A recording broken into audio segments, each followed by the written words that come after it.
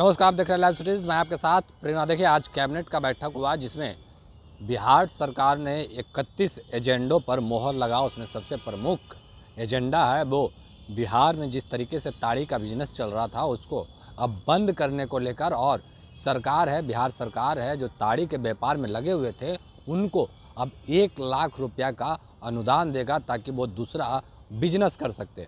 क्या कुछ कह रहे हैं ये सिद्धार्थ, अपर मुख्य सचिव बिहार, ठीक देखिए आप इस वीडियो में। आज मंत्रिपरिषद में कुछ महत्वपूर्ण बिंदुओं पर निर्णय लिए गए हैं। सर्वप्रथम आपको जानकारी होगा कि राज्य सरकार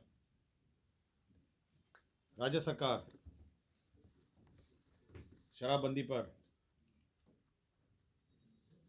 काफ़ी कदम उठा रही है और इसी क्रम में जो शराब और ताड़ी के उत्पादन और इसमें बिक्री में लगे लोगों को और जो विशेषकर जो अत्यंत निर्धन परिवार हैं उनके लिए एक योजना सतत जीविकोपार्जन योजना राज्य सरकार चला रही है। ये जीविका के माध्यम से चलाया जाता है जिसमें जो सबसे गरीब परिवार हैं उनको 1 लाख तक मदद दी जाती है जिससे वो अपना उद्योग, चाहे दुकान हो या छोटा सा व्यापार हो, वो अपना शुरू कर सकें। और ये पहले केवल ग्रामीण क्षेत्र में संचालित थी। राज्य सरकार ने ये निर्णय लिया है कि अब ये नगरीय क्षेत्र में भी ये संचालित की जाए और यह भी जो जीविका है उसके माध्यम से संचालित की जाएगी। दूसरा संशोधन ये था कि पहले केवल ताड़ी के उत्पादन और शराब के जो कारोबार हैं, ताड़ी के जो कारोबार हैं उसमें लगे थे उन लोगों को इस पर सम्मिलित किया गया था। तो राज्य सरकार ने निर्णय लिया कि शराब एवं ताड़ी के उत्पादन और बिक्री में जो प्रत्यक्ष और परोक्ष रूप में जो सम्मिलित है, जो ट्रेडिंग करते हैं या अन्य उसी संबंधित कार्य करते हैं और हेल्पर का काम करते हैं और अन्य जो कार्य उसमें करते हैं, उनको भी रिहैबिलिटेट करने के लिए और उनको भी इस व्यवसाय से अलग करने के लिए राज्य सरकार ने उनके लिए भी ये योजना को विस्तारित किया है। तो ये दो महत्वपूर्ण है। तीसरा ये था कि केवल पारंपरिक रूप से जो लोग थे, पारंपरिक रूप से जो इस कार्य में लगे हुए थे, केवल उनके लिए ये योजना संचालित की जा रही थी। अब यह निर्णय लिया गया कि अनुसूचित जाति जनजाति, अनुसूचित जनजाति एवं अन्य समुदाय के भी लोग जो भी इस कारोबार में लगे हैं उनको भी मदद की जाएगी ताकि वे इस शराबबंदी को और बल देंगे और साथ ही साथ इस कारोबार में अपने को नहीं लगाएंगे।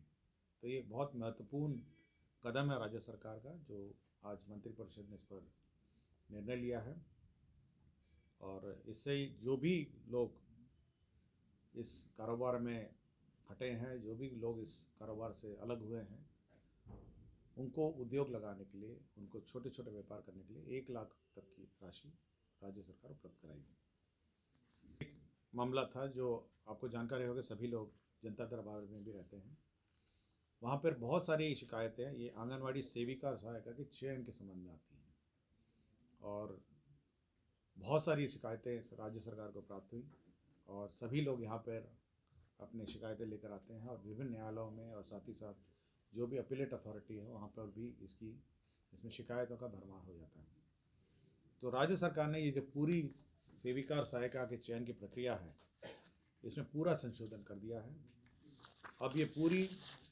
अब ये जो भी रिक्ति होगी उसकी सूचना अब एडवर्टाइजमेंट, विज्ञापन के माध्यम से प्रचारित किया जाएगा। ऑनलाइन आवेदन पत्र प्राप्त किए जाएंगे और जो मेरिट लिस्ट होगी वह उप विकास आयुक्त, जिलाधिकारी द्वारा नामित अनुसूचित जाति जनजाति नामित पदाधिकारी की एक कमेटी है जिसमें जिला प्रोग्राम पदाधिकारी जो होंगे वो सदस्य सचिव होंगे। तो यह कमेटी पूरी सूची की समीक्षा करेगी और साथ ही साथ इसका एक मेरिट लिस्ट बनाएगी जिसके आधार पर जो पुरानी आम सभा है वह निर्णय लेगी। सूची के मेरिट लिस्ट में किसी को आपत्ति हो, किसी को कोई अपील होगा, जो उप विकास आयुक्त की कमेटी है वह सूची प्रकाशित होगी, उस पर वो अपील भी कर सकते हैं। और जब फाइनल सूची हो जाएगी वह इस कमेटी को उपलब्ध कराएगी, जिसके आधार पर नियुक्ति होगी। तो अब ये है कि अब इस सूची है, प्रतीक्षा सूची है या मेरिट लिस्ट है या आवेदन पत्र में आप कोई छेड़छाड़ अब नहीं कर पाएगा, क्योंकि ऑनलाइन है, और साथ ही इसकी पूरी स्क्रूटिनी के आधार पर इसकी सूची बनाई जाएगी। जो शिकायत मिलती है सूची बनाने में, मेरिट लिस्ट बनाने में और चयन की प्रक्रिया है, यह इसमें अब परिवर्तन हो गया। शैक्षणिक योग्यता है उसमें भी परिवर्तन कर दिया है। शैक्षणिक योग्यता में अब सेविका चयन हेतु शैक्षणिक योग्यता अब इंटर अथवा समकक्ष होगा। तो सेविका का इंटर होगा और सहायिका का मैट्रिक होगा। तो ये और संशोधन ये दो कर दिया है।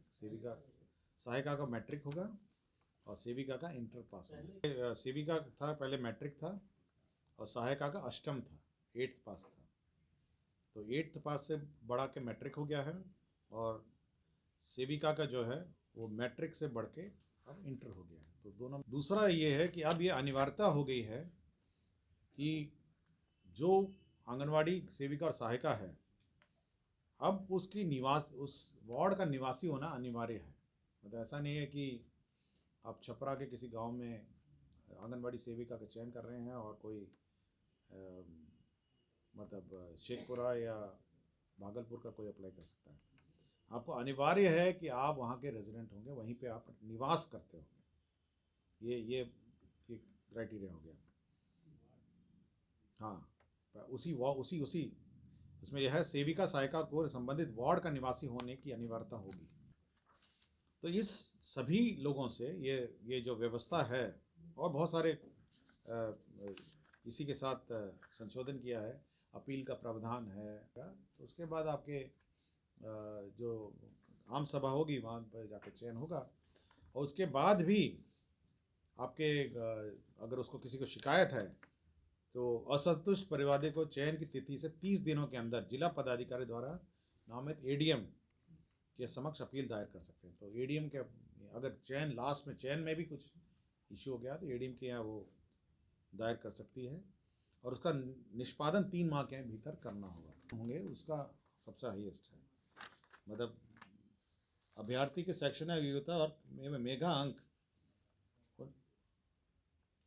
तो वो आपका होगा। मतलब इसमें अभी है कि जिनको शैक्षणिक योग्यता सबसे ज़्यादा होगी वो सबसे ऊपर होगा।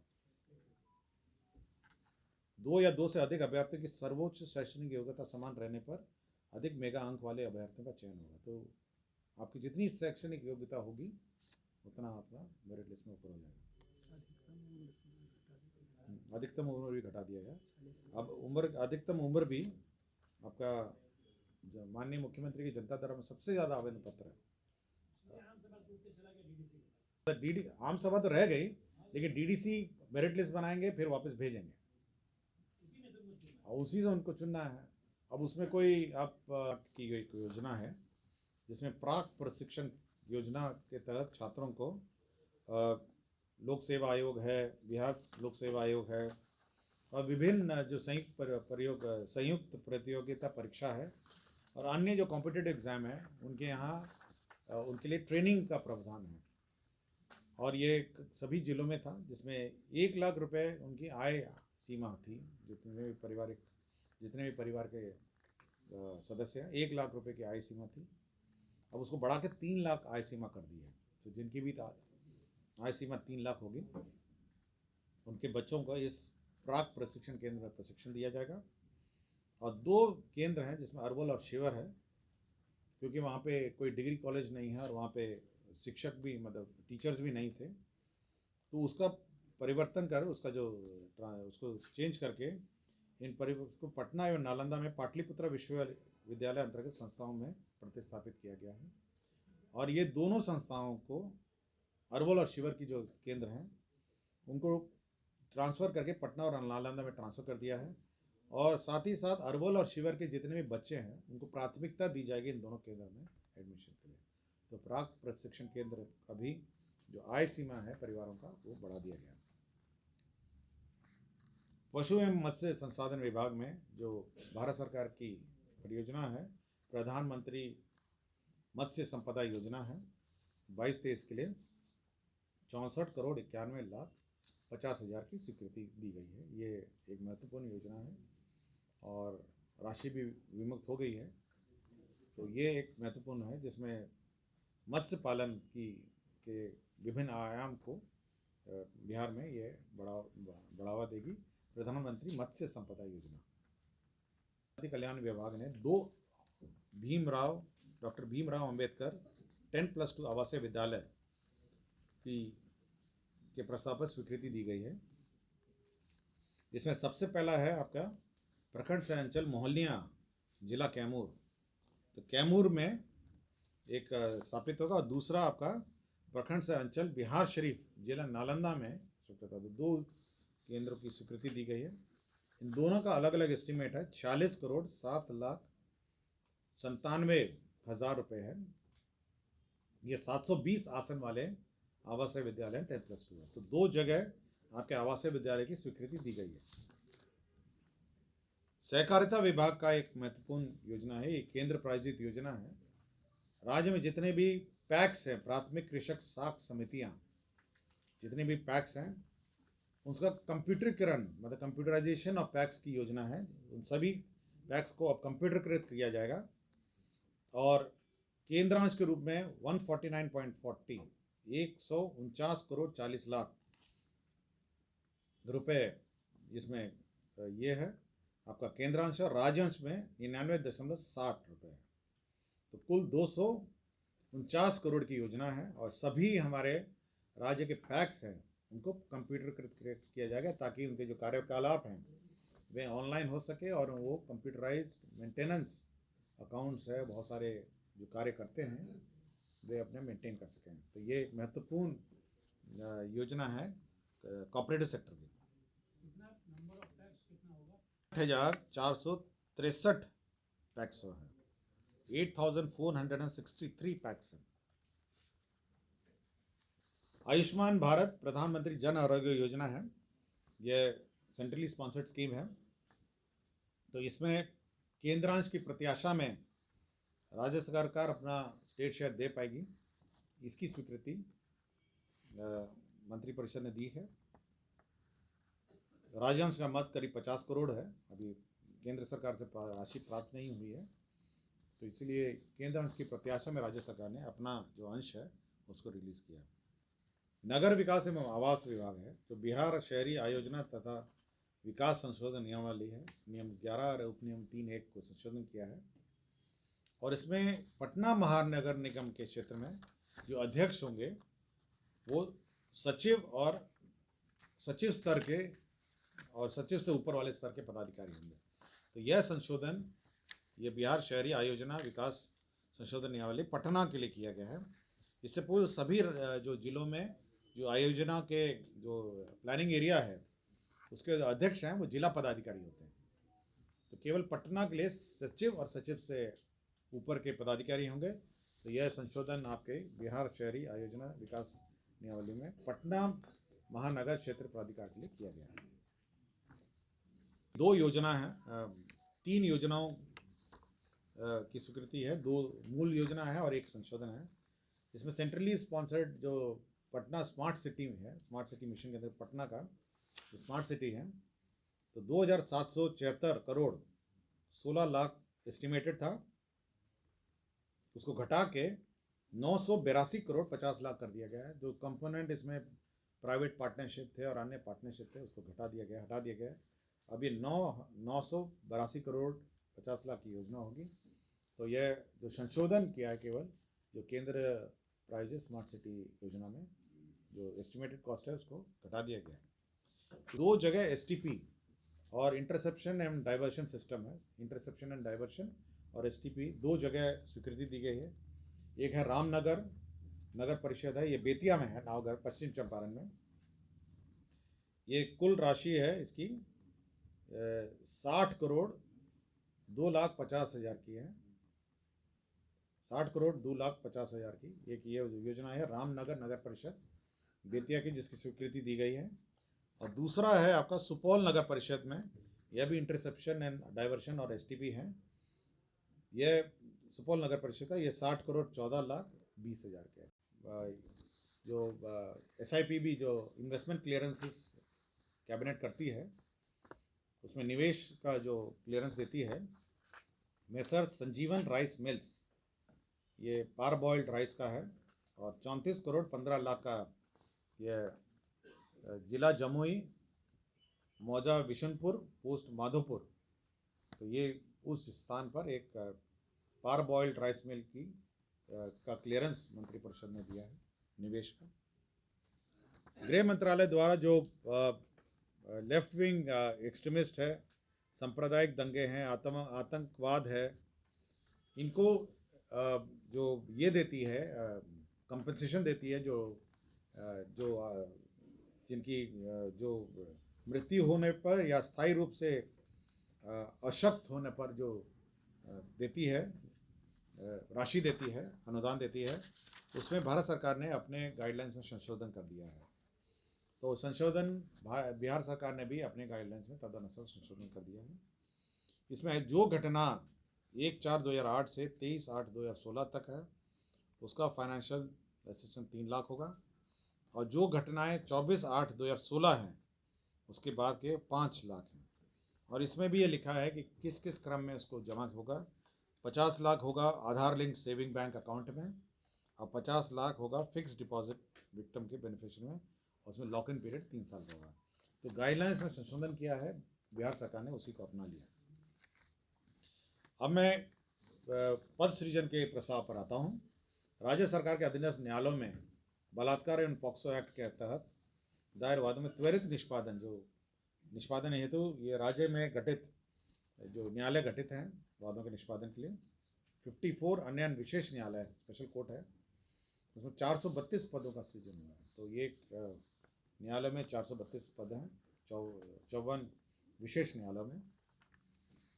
उसके बाद बिहार मद्य निषेध एवं उत्पाद अधिनियम 2016 के अंतर्गत भी 8 अतिरिक्त अन्य विशेष न्यायालय स्थापित हैं किए जाने के लिए 72 पदों का सृजन हुआ है। तो 2 न्यायालयों में 72 पद हैं, 8 न्यायालय में 72 पद हैं, और फिर आपके 54 न्यायालय में 432 पद हैं।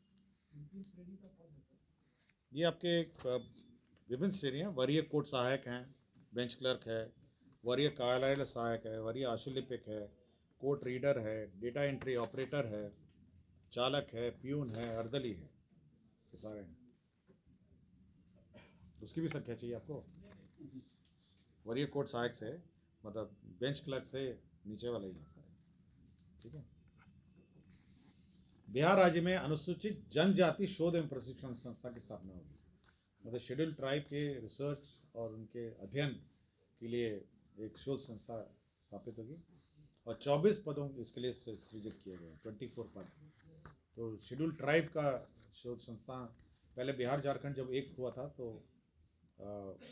ये झारखंड बंटवारे के बाद रांची चला गया, मतलब झारखंड चला गया, तो बिहार में शोध संस्था नहीं था। तो राज्य सरकार ने यह निर्णय लिया है बिहार अनुसूचित जाति शोध संस्था एवं प्रशिक्षण संस्था का स्थापना बिहार में किया जाए। बिहार पुरातत्व संग्रहालय सेवा संशोधन नियमावली है 2022 है, तो सेवा नियमावली में संशोधन है। इसमें जो क्वालिफिकेशन है उसमें परिवर्तन किया है कि कितने मार्क्स आपके आर्कियोलॉजी में होने चाहिए, कितने आपके विभिन्न कैटेगरी के मार्क्स में, मतलब जो एलिजिबिलिटी के हैं उसमें मार्क्स में संशोधन किया है। जो शैक्षणिक योग्यता है प्राचीन भारतीय इतिहास एवं संस्कृति पुरातत्व एवं प्राचीन भारतीय एवं एशियाई अध्ययन प्राचीन, बेसिकली एक रिक्रूटमेंट में जो पद के जो क्वालिफिकेशन है उसमें संशोधन किया है। बिहार मद्य निषेध उत्पाद नियमावली 2021 में संशोधन है, तो बिहार प्रारूप मद्य निषेध उत्पाद संशोधन नियमावली 2022 यह अधिसूचित किया गया है। विशेषकर इसमें जो जब्त किए वाहन हैं उसमें जो सुनवाई है अब 90 दिनों का उनको नोटिस होगा, मतलब 90 दिन में नोटिस होगा। अगर 90 दिन में नोटिस में वो रिस्पॉन्ड नहीं करते हैं तो उसकी नीलामी हो जाती है। मैं ये बता देता हूँ इसके पूर्व में कितना प्रावधान था, मतलब 7 महीने तक हम लोग नोटिस देते थे और इंतज़ार करते थे, और अब जो मद्य निषेध में अगर पकड़ाए जाएंगे 90 दिन के नोटिस पर अब कार्रवाई हो जाएगी, अब उसको नीलाम कर देंगे। तो अब गाड़ियों की संख्या जो आप देखते होंगे बहुत जगह जब्त करके रखी रहती हैं, अब उसमें कम होगा और तुरंत ही नीलाम भी हो जाएगा। तो ये और 30 दिन अंदर में आदेश पारित कर देना है और 90 दिन में नीलामी हो जाएगा। तो पहले अब सामान्य प्रशासन विभाग द्वारा जो कंप्यूटर दक्षता परीक्षा ली जाती थी, पहले वो नीलिट करके एक संस्था से के माध्यम से ली जाती थी।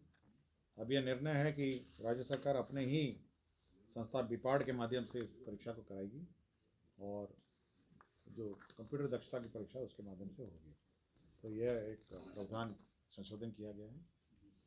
शिक्षा विभाग का एक मामला था जो माननीय सर्वोच्च न्यायालय के आदेश का अनुपालन में 226 पदाधिकारियों था जो अवर शिक्षा सेवा शिक्षण शाखा में इनकी बहाली उस एडवर्टाइजमेंट में हुई थी, किंतु शिक्षक के रूप में ये कार्यरत रहे हैं। अब माननीय सर्वोच्च न्यायालय का आदेश हुआ है कि इनको अवर शिक्षा सेवा शिक्षण शाखा में इनको नियुक्त मानते हुए उस तिथि से नियुक्ति की तिथि से सभी लाभ दिए जाएं और जो भी इनकी सेवा शर्तें थी उसके अनुरूप इनको लाभ दिया जाए।